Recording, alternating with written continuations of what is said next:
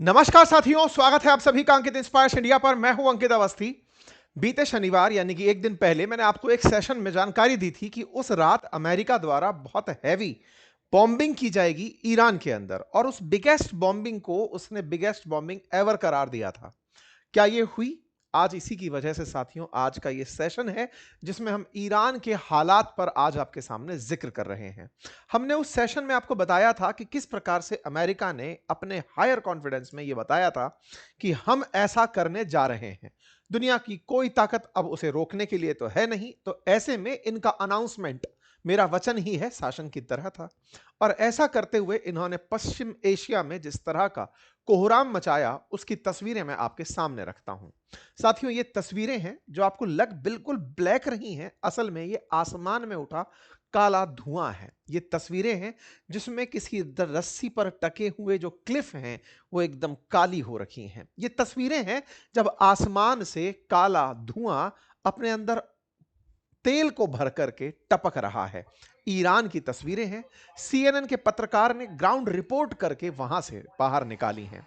गाड़ियों पर जमा ये जो आप कालिख देख रहे हैं, ये कालिख असल में तेल की आसमान से हुई बारिश है। इसके पीछे का कारण यह है कि अमेरिका और इजराइल की संयुक्त सेनाओं ने ईरान के तेल भंडारों पर गोले बरसा दिए, रिफाइनरियों में आग लगा दी। रिफाइनरियों से निकला तेल जब शहरों से होकर बहने लगा तो जहां जहां तेल निकला वहां वहां आग थी। कुल मिलाकर पूरा ईरान जलाने की तैयारी थी। ये धुएं के गुबार, उठती हुई ज्वाला ये दर्शाती है कि ईरान में जो कुछ इस समय हो रहा है वो बहुत एक्सट्रीम स्थितियों पर है। तस्वीरें बयान कर रही हैं कि जहां जहां तेल है वहां वहां आग है, और जहां आग है वहां इंसानियत एक दूसरे को नीचा दिखाने के लिए मेहनत कर रही है। यहां पर आपके सामने जो हेडलाइंस बन रही हैं, dark like our future, Iranian ऐसे इसको डिस्क्राइब कर रहे हैं। Black rain fall in Tehran after Israel strike oil facilities, ये तमाम हेडलाइंस निकल कर आती हैं। कुछ को लगा कि ये सऊदी अरामको का बदला ले लिया है इजराइल ने, और कुछ को लगा कि अमेरिका ने लोगों को बता दिया है कि हम कितना कुछ बिगाड़ सकते हैं। इजराइल ने बता दिया है कि हम कितना कुछ किसी का नुकसान कर सकते हैं, और जब हम नुकसान करने पर आते हैं तो फिर हम दुश्मन को सबसे पहले इज्जत बख्शते हैं कि वो दुश्मन कितना बड़ा है, ताकि पूरी दुनिया उससे नफरत करे। और जब नफरत करे तो उस दुश्मन को मिटाने की जिद में उस देश के अंदर जो बेगुनाह हैं उन बेगुनाहों को पूरी तरह पीड़ित किया जाए, अर्थव्यवस्था को घुटने के बल टिका दिया जाए। और उस काम को करने में अमेरिका महारत रखता है। आधुनिक काल में आप ये जो भी देख रहे हैं, ये आने वाले समय में इतिहास में जब जब पढ़ेंगे तब तब इंसानियत पर सवाल खड़े होंगे।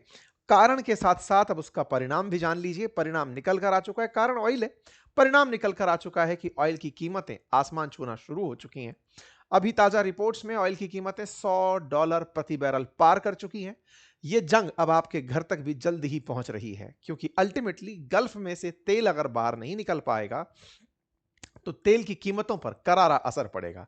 कहीं ऐसा तो नहीं कि अमेरिका अब वेनेजुएला के तेल को बेचने के लिए सीधा सीधा 20% दुनिया का तेल जहां से निकलता हो, that is straight of Hormuz, उसको पूरी तरह जलने छोड़ दे और कहे कि अब अमेरिकी कंपनियों ने वेनेजुएला पर कब्जा कर लिया है, आराम से वेनेजुएलन तेल खरीदो, भाड़ में जाने दो इन सबको, जलने दो इन सबको। और वो बिल्कुल हालात आपके सामने हैं। तस्वीरें आज आपके सामने जिस तरह से मैंने रखी हैं, इनकी और विस्तृत व्याख्या आपके सामने करूंगा। चर्चा करेंगे, डिटेल में चलेंगे और आपको बताएंगे क्या कुछ हुआ, कैसे हुआ। और हद तो यह हो गई कि एक दूसरे देश के इन्होंने पानियों के भंडार जला दिए। साथियों, जिस तरह से आप लोगों के लिए तेल महंगा है, ऐसे इन देशों के अंदर पानी महंगा है। आप और हम तेल के लिए इन पर निर्भर हैं और ये पानी के लिए समुंदर पर निर्भर हैं।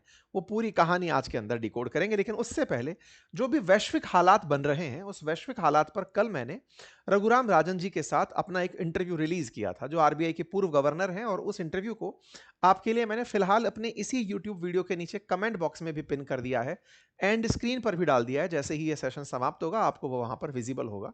हमने वो तमाम बातें की कि असल में अमेरिका चाहता क्या है, किस तरह से अगर चाइना यही सब करने लग गया तो क्या होगा, भारत के अंदर इसका क्या असर होगा, भारत को चाहिए क्या, वो इस समय रूस के साथ जाए, चीन के साथ जाए, अमेरिका के साथ जाए, या फिर अपना कोई अलायंस बनाए। क्या आज भी गुटनिरपेक्ष नीति का कोई मतलब है?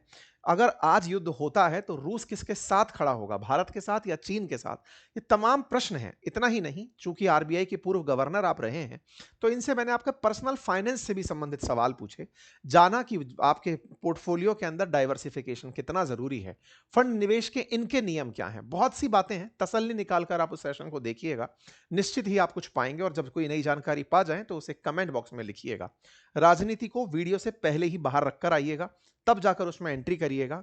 किस तरह से हैं उसके पहले ज्ञान को पकड़िएगा, फिर अपनी कमेंट्री करिएगा। चलिए शुरू करते हैं। अपडेट के साथ, अमेरिका, इजराइल और ईरान जंग का आज 10वां दिन शुरू हो चुका है। 1700 से ज्यादा लोगों की मौत हो चुकी है। लोग अपना घर छोड़ छोड़कर सुरक्षित जगहों पर शरण लेने निकल चुके हैं। लेकिन शनिवार को जब इजराइल के द्वारा ईरान के कई ऑयल डिपो में आग लगाई गई और भारी बारिश बमबारी की गई, तो उसके बाद तेल रिसाव की तस्वीरें बाहर निकल कर आई। यह घटना जो दिखाई गई, ये तेहरान के पास की है, जहां पर ऑयल रिफाइनरियों में लगी आग के बाद जो धुआं उठा, और उस धुएं के साथ साथ तेल रिफाइनरी से तेल की जो बूंदें थी जो धुएं के साथ आसमान में गई, वो कुछ इस प्रकार से आग का गुब्बारा बनकर आसमान में गई थी। यह घटना कुछ वैसी है जैसे कुछ दिनों पहले इसी ईरान ने सऊदी के अरामको पर हमला किया था, और जब सऊदी अरामको पर हमला हुआ था उस समय पर भी तेल की कुछ ऐसी ही स्थिति बनी थी। लेकिन अब यह उससे कहीं ज्यादा भीषण थी। भीषण इतनी कि आप तस्वीरों को अगर देखेंगे तो आइडिया लगा पाएंगे कि ये जो हीट है, ये कितने किलोमीटर दूर तक महसूस की जा सकती होगी। इस आग के उठते गुबार को और इसके साथ निकले धुआं को और इसकी वजह से निकल रही कालिख को अगर आप एक पल के लिए इमेजिनरी तरीके से भी विचार कर लें तो इसकी गहराई आपको डरा सकती है। इन तस्वीरों को देखकर आपके मन में किसी भीषण बॉम्ब धमाके जैसी फीलिंग आएगी, कोई बड़ा भीषण न्यूक्लियर बॉम्ब जैसी कोई घटना घटे, क्योंकि आपने और मैंने, मुझे नहीं लगता कि न्यूक्लियर बॉम्ब फटते हुए लाइव देखे हो, सुना ही है, पिक्चर्स में उसको देखा है। कुछ वैसा कि कोई बहुत बड़ा बम धमाका हुआ है और एक बड़े स्केल पर इसने पूरी तरह तेहरान को गर्म कर दिया। आप तस्वीरों को देख करके, यहाँ पर पत्रकार कोई बहुत दूर से इस वीडियो को ले रहे हैं, तो भी ऐसा लग रहा है कि पीछे कोई बहुत तेज आग का गुबार उठ रहा है। धीरे धीरे फिर यहां पर जो गैस पाइपलाइंस हैं जिनके माध्यम से घरों तक गैस पहुंचाई जाती, उनमें आग लगाई गई। तस्वीरें देखें कि किस तरह से यहां पर ना, मतलब जो गैस पाइपलाइंस थी उनमें आग लगती है और वो ब्लास्ट शहरों के बीच में होने लगता है। सामान्यतः जब भी दो देश दुश्मन के रूप में भी लड़ रहे होते हैं तो ये युद्ध कन्वेंशन है कि आप सिविलियंस को टारगेट नहीं करेंगे। लेकिन यहां पर जिस तरह सिविलियंस को टारगेट किया जा रहा है, सिविल सोसाइटी को टारगेट किया जा रहा है, वो देखते ही बन रहा है। जो लोग मारे गए हैं उनमें से किसी प्रकार के सैनिक के हताहत होने की खबर नहीं है। आम आदमियों की खबरें ज्यादा बन रही हैं, स्कूल में बच्चों की खबर ज्यादा बन रही है। शहर के बीचों बीच अगर इस तरह से सड़कें जल रही होंगी तो कौन सी आर्मी फैसिलिटी होगी जो इससे पीड़ित होगी। निश्चित ही आम जन जो यहां से गुजर रहा है, जिनके घर यहां हैं, उनमें आग लगेगी, जंगलों में आग लगेगी। परेशान जो होगा वो एक आम व्यक्ति होगा, जिससे दुश्मनी ट्रंप को भी नहीं है। ट्रंप उन्हीं को बचाने के लिए आना चाहते थे। उनका कहना था कि मैं खमनेई से आपको मुक्त कराऊंगा और मैं आपके लिए लौट कर आऊंगा, मैं उससे मुक्त कराने आ रहा हूं। लेकिन ये कैसी मुक्ति है जब उनके शहर को ही आग लगा दी जा रही है। तस्वीरें आपके सामने हैं। तस्वीरों को देखकर पूरे ईरान के अंदर जो हालात हैं वो आपके सामने बनते हुए दिख रहे हैं। अब जो पॉसिबल टारगेट था ईरान में, कुछ वो इस तरह दिखाया गया, और पोस्ट स्ट्राइक जहां जहां आग लगी वो सारा की सारा यहां पर दिखाया गया। ईरान के पास तेल का दुनिया का तीसरा सबसे बड़ा भंडार है। मैंने अपने पहले भी सेशंस में बताया है कि इसका जो तेल है वो दुनिया में उपलब्ध और तेलों से काफी अच्छी क्वालिटी का माना जाता है। कम रिफाइनिंग के साथ ज्यादा प्रोड्यूस उसके क्रूड ऑयल से निकल कर आता है। दुनिया में इसके ऑयल की सबसे ज्यादा डिमांड है। और अब तो व्हाइट हाउस के कई डायरेक्टर लेवल के अधिकारियों ने यह तक कहा है कि अमेरिका का अब जो मंतव्य है वो यहां से, क्योंकि जब अमेरिका युद्ध में अपना खर्चा दुनिया को गिनाएगा कि देखो मैंने खमनेई को हटाया, न्यूक्लियर थ्रेट को हटाया, दुनिया अब इस बात को बहुत अच्छे से समझने लगी है कि ये जो न्यूक्लियर थ्रेट था, जिसको अमेरिका बार बार कह करके ईरान पर हमले का कारण ढूंढ रहा था, अगर वो वाकई रहा होता तो ईरान अब तक उस न्यूक्लियर बॉम्ब को किसी ना किसी देश पर गिरा चुका होता। नंबर दूसरा, अगर न्यूक्लियर बॉम्ब वाकई में रहा होता तो वो अपने लोगों को और अपने सुप्रीम लीडर को ऐसे मरता हुआ नहीं छोड़ देता। ये बिल्कुल बिल्कुल वैसे ही हुआ जैसे सद्दाम हुसैन को मारने से पहले अमेरिका ने वेपन ऑफ मास डिस्ट्रक्शन नाम देकर कहा कि इनके पास केमिकल वेपन है जो अमेरिका को नहीं पूरी दुनिया के लिए खतरा हो सकते हैं, इन्हें खत्म करना होगा क्योंकि इराक के पास तेल था। ईरान के पास दुनिया का सबसे अच्छा तेल है, भले ही क्वालिटी क्वांटिटी में नंबर 3 पर आता हो। वेनेजुएला उसके ऑलरेडी कब्जे में है। सऊदी अरब वैसे ही उसका पपेट बनकर बैठा है। बचा अब ईरान, तो ईरान के तेल पर कब्जा करना था। खमनेई अमेरिकी कंपनियों को टिकने नहीं देते थे। उनको हटाने के लिए और पूरे देश को बिल्कुल जीरो पर लाने के लिए हमले शुरू हो गए। अगर न्यूक्लियर बम रहा होता, और जिस बात को अमेरिका कहता है कि हमने B2 बम्बर्स से उस पूरी फैसिलिटी को जो इस्फहान में है, जो नातांज में है, उन्हें न्यूट्रलाइज कर दिया। साथियों, न्यूक्लियर बॉम्ब का अगर कहीं पर भी इस तरह का कोई इंसिडेंट रहा होता तो निश्चित ही उस वजह से कोई बड़ा ब्लास्ट ईरान में भी हुआ होता। ऐसा भी नोटिस नहीं हुआ। ना रेडियो एक्टिव विकिरणों की बातें निकल कर आई, अब तक बस चर्चाएं ही हैं। लोगों को उम्मीद है कि ईरान क्या अब तक इसके बारे में ब्लफ ही कर रहा था कि मेरे पास न्यूक्लियर मामला है, मेरे पास 60% जो एनरिच्ड यूरेनियम है उसकी मात्रा 400 किलोग्राम है। तो क्या ईरान भी उस मात्रा को लेकर केवल ब्लफ कर रहा था, और वो इसलिए कि कहीं उसे हमले का निशाना ना बना लिया जाए? क्या ईरान अपने बचाव के लिए फर्जी न्यूज बाजार में फेंक रहा था कि मेरे पास यूरेनियम है? क्या वो ये जानता था कि मैं इस यूरेनियम की वजह से बचा हुआ हूं? क्या है पूरी गणित, यह आने वाला समय बताएगा। लेकिन शायद अमेरिका की गुप्तचर एजेंसी इस बात को अच्छे से जानती थी कि उन्हें यूरेनियम से दिक्कत नहीं है, उन्हें तेल पर बैठे हुए खमनेई से दिक्कत है। उसे हटाना होगा और ईरान पर कब्जा करना होगा, और उसके लिए पूरा काम करके दिया इजराइल ने। इजराइल एयरफोर्स ने बाकायदा अपनी तरफ से जानकारी दी कि हमने कैसे कैसे काम किया, अपनी काबिलियत गिनाई कि हमने कैसे काले बादल यहां पर डाल दिए, कैसे लोगों को यहां पर इस तरह मजबूर कर दिया कि वो अपने विभत्स रूप का भी तस्वीर लेकर रखना चाहते हैं। लोगों का जीना दूभर है, और ईरान की तस्वीरें अब अमेरिका पूरी तरफ जारी कर रहा है। तस्वीरें आप और हम तक भी पहुंची, लेकिन वो इस बात की कि बाजार बुरी तरह गिर चुका है। तेल के अंदर अगर बात करी जाए तो क्रूड ऑयल के भाव $115 प्रति बैरल से ऊपर निकल गए हैं। जहां तेल अमेरिका रशिया यूक्रेन युद्ध के चलते भारत $60 प्रति बैरल में परचेज कर रहा था, या उससे कम भाव पर प्रति परचेज कर रहा था, आज वो $120 तक पहुंच रहा है। यह अपने आप में दर्शाता है कि आने वाले समय में आम जन तक भी, आप और मुझ तक भी पहुंचने वाले तेल और पेट्रोल की कीमतें बढ़ेंगी। नंबर दूसरा, उनके बढ़ने से हमारे आम जीवन के अंदर जो भी यातायात से प्रभावित होने वाले व्यापार हैं, या यातायात से जुड़ी हुई जो भी कीमतें हैं, वो आपको और हमको निश्चित ही परेशान करेंगी। कुछ दिन में वो दिखाई देने लगेगा। पड़ोसी मुल्कों में दिखना शुरू हो चुका है। बांग्लादेश के अपडेट आ चुके हैं, लोगों को कहा गया है कि घर में रहें। पाकिस्तान में वर्क फ्रॉम होम की तैयारी चल रही है। हर देश जो तेल पर निर्भर है वो अब धीरे धीरे इस तेल की कीमतों से प्रभावित होना शुरू हो चुका है। और आने वाले दिनों में चूंकि और भी हमले होंगे, तो ऐसे में अमेरिका और इजराइल मिलकर के जो ये वेस्ट एशिया में हालात पैदा किया है, वो हालात इन लोगों के बयानों से साफ दिखती है। और इनका कहना है थोड़े दिन के लिए तेल की कीमतें बढ़ेंगी, लेकिन उसके बाद तेल की कीमतें अचानक नीचे आ जाएंगी। ये वही ट्रंप हैं जिन्होंने पहले टैरिफ लगाकर बाजार के साथ कोहराम मचाया। भारत का बाजार जहां 85,000 था, गिर करके 73,000 तक चला आया। फिर से बाजार संभला ही था कि चलो अब ट्रेड डील हो गई है, सब कुछ ठीक हुआ ही है। अब बाजार 77,000 सेंसेक्स उसके आसपास चल रहा है। बाजार के लिए यह किसी बुरे सपने से कम नहीं है जो इस समय धरती पर ही उपस्थित है। इनके एक मित्र हैं साथियों, लिंडसे ग्राहम, जिनके ऊपर आरोप है, ईरान का आरोप है कि उन्होंने और नेतन्याहू ने घूम घूम कर इनका दिमाग भरा, ट्रंप को इस चीज के लिए कन्विंस किया कि आपको ईरान पर हमला करना चाहिए। लिंडसे ग्राहम वही हैं जिन्होंने कभी भारत के ऊपर 500% टैरिफ लगाने की ट्रंप को सलाह दी थी कि आप 500% टैरिफ लगाइए, रशिया यूक्रेन युद्ध रुकवाना चाहते हैं। तो वही लिंडसे ग्राहम पर ईरान के विदेश मंत्री का आरोप है कि उन्होंने, Graham travelled several time to Israel in recent weeks, meeting with members of country intelligence agency, they will tell me things और on government won't tell me. इन्होंने अपनी तरफ से, जो ईरान के विदेश मंत्री, इन्होंने कहा कि ये लिंडसे ग्राहम ही हैं जो नेतन्याहू के पास जाकर आए। इन्होंने घूम घूम कर मिडिल ईस्ट में और सब देशों में चर्चाएं की और ट्रंप को कन्विंस किया कि ईरान पर हमला करना चाहिए। बोले असल में इस व्यक्ति ने ही ट्रंप को उकसाया था। चेहरा पहचान लीजिए, ये वही व्यक्ति है जो भारत पर 500% टैरिफ लगाने की बात करता था। अमेरिका का एक सीनेटर है, ट्रंप का मित्र है, और ट्रंप के इस मित्र ने इन दिनों जो यात्राएं की हैं उन्हें आप एक बार देखिएगा।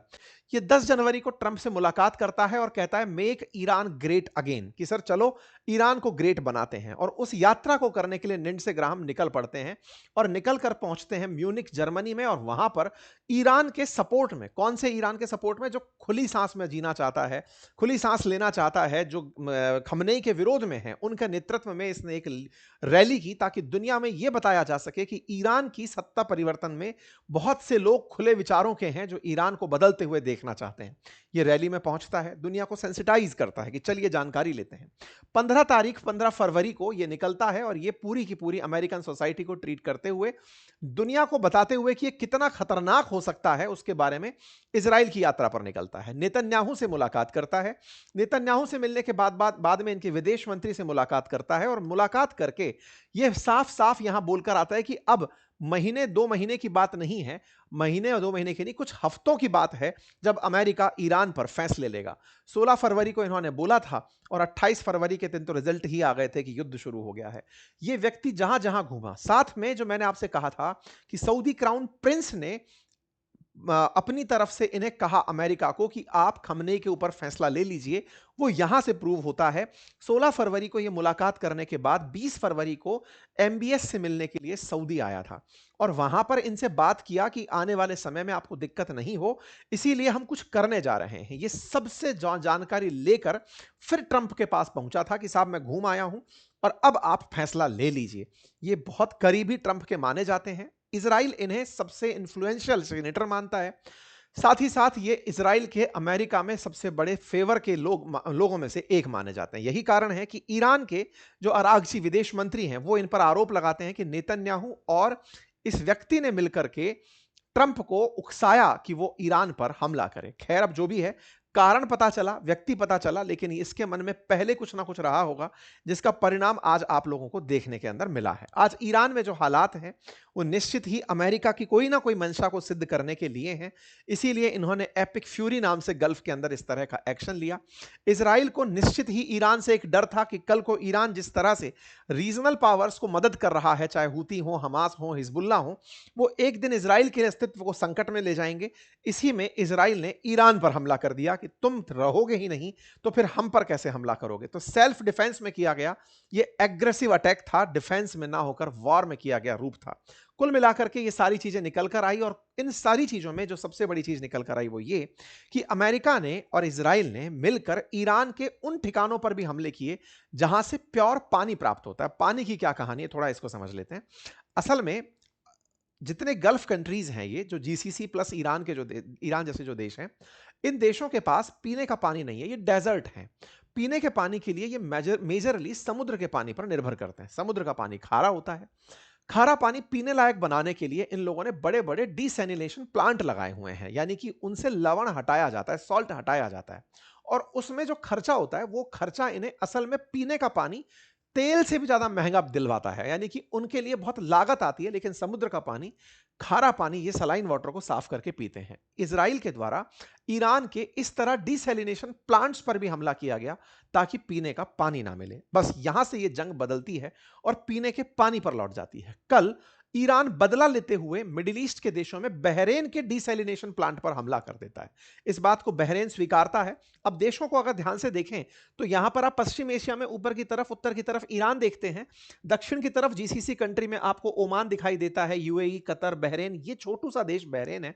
इन सभी देशों में से मेजरली देश 50% से अधिक जो अपना पीने का पानी है वो इस फारस की खाड़ी में से साफ करके पानी पीते हैं और इस पानी की शुद्धिकरण पर ये बहुत ज्यादा निर्भर करते हैं। विशेषज्ञों की अगर बात मानी जाए तो ये पानी के लिए आने वाले समय में इन लोगों के लिए पानी बहुत बड़ी दिक्कत होगी और उसी को ध्यान में रखकर अब हमले हो रहे हैं। देखिए, कतर 100% पानी शुद्ध करके पीता है, समुद्र का पानी, डिसैलिनेशन प्लांट लगाकर।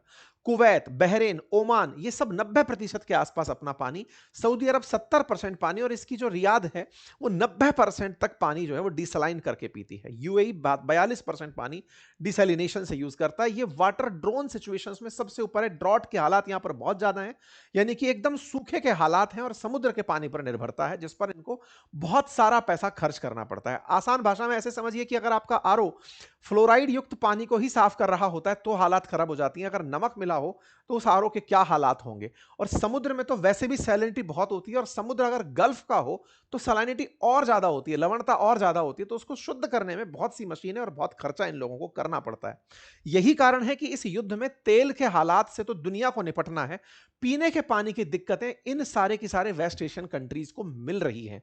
आने वाले समय में ईरान के द्वारा यदि इन गल्फ काउंसिल के देशों को टारगेट किया गया तो उसे छुपाया भी नहीं जा सकता। वाटर डिसैलिनेशन प्लांट्स समुद्र के किनारे ही लगे होते हैं और उन्हें अगर निशाना बनाया गया तो ये जल संकट से जूझने लगेंगे और जल संकट से जूझना, आर्थिक क्षति से जूझना ईरान यानी पूरी तरह से इस पश्चिम एशिया के अंदर जो हालात हैं ये बहुत ज्यादा बिगाड़ देगा। कुल मिलाकर के इन सब ने एक ऐसी स्थिति तय कर दी है जो पूरी तरह से लोगों को अशांत करने वाली है, पूरी दुनिया को प्रभावित करने वाली है। ये रीजनल वॉर धीरे धीरे ग्लोबल वॉर की तरह असर डालना शुरू कर रहा है। इसी प्रकार से इसी क्रोनोलॉजी में अभी ईरान ने अपने एक सुप्रीम लीडर का अनाउंसमेंट कर दिया है जिनका नाम है मोजतबा खमेनेई। शुरुआत में भी मैंने आपको यह जानकारी दी थी, आज से 3-4 दिन पहले ही मैंने कहा था कि इनके जो अयतुल्ला खमेनेई हैं, इनके बेटे को ही सुप्रीम लीडर बनाया गया है, ये मैंने आपको बताया था। लेकिन तब अनाउंसमेंट डिले कर दिया गया था। अब फाइनल इसका अनाउंसमेंट निकल कर आया है। मीडिया रिपोर्ट्स में आ गया है कि इनको अब सुप्रीम लीडर बनाया गया है। अमेरिका और इजराइल पहले ही कह चुके हैं कि जो भी सुप्रीम लीडर बनेंगे अगर वो हमारी पसंद के नहीं है तो हम उन्हें खत्म कर देंगे। अब देखना होगा कि अमेरिका इन्हें किस समय निशाना बनाने की प्लानिंग करता है और दुनिया अल्टीमेटली जो इतने दिनों से चुप है वो किस तरह का रुख लेती है। क्या चुप्पी रहना यह समझा रहा है कि सब लोग अमेरिका के साथ ईरान के खिलाफ हो रखे हैं, या फिर ईरान के पक्ष में भी या ईरान के अंदर जो लोग जो निर्दोष हैं अगर उनके ऊपर हमले हो रहे हैं तो उनके लिए भी कभी कोई बोलने आएगा, या फिर ईरान अगला गाजा बना दिया जाएगा। यह आने वाला समय बताएगा। आप लोग इसे कैसे देखते हैं जरूर कमेंट बॉक्स में बताइएगा। जानकारी समझ में आई हो, आपकी राय आपको रखनी हो तो कमेंट बॉक्स में हम रखते चलिएगा। साथियों, जब भी हम किसी कवरेज को या किसी रिपोर्ट को आपके सामने लेकर आते हैं तो उस समय से लेकर अगले समय तक की चीजों को एक साथ संकलित करके लाने का प्रयास करते हैं। लेकिन आपको कभी ऐसा लगता है कि इस घटना में यह तथ्य और होना चाहिए था, या फिर इस तरह से आप इसमें और एंगल्स शेयर करते चले जाइए, तो आप हमें कमेंट बॉक्स में अवश्य बताइए। फिलहाल के लिए इतना ही। बाकी मैंने आपके लिए जो रघुराम राजन जी से मेरा इंटरव्यू है वो कमेंट बॉक्स में पिन किया है। फुर्सत मिले तो आप उसे अवश्य देखें और अपनी राय रखें। धन्यवाद।